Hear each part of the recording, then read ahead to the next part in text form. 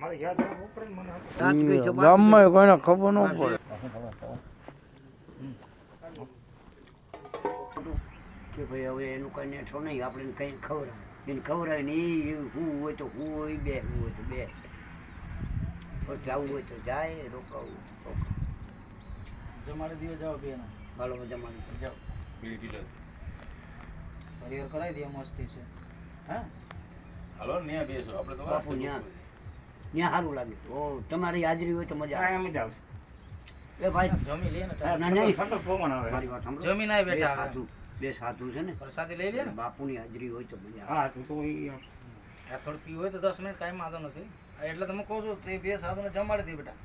મારું જમવાનું હા તો ગુરુજી ત્યાં ને મસ્ત માં હે ક્યારે જમશે કાંઈ ઠેકાણું નથી, તમે જમી લ્યો પેટ ભરીને જમાડજે. ગુરુજી જ મોજમાં હે ને કે ઠેલી ભરીને બેઠા હે.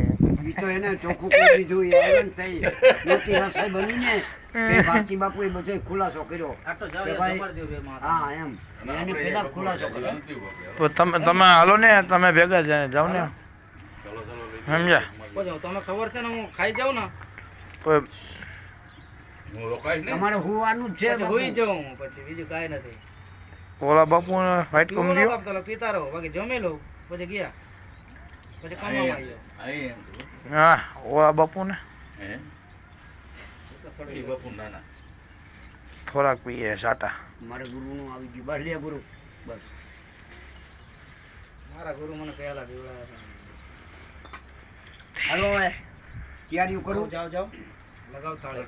બધાની થાળી લગાવો, હાલો બધા આવી તમે કેટલા બે ના ના પેલા એ લોકો જમી લેવું. ના ના આપણે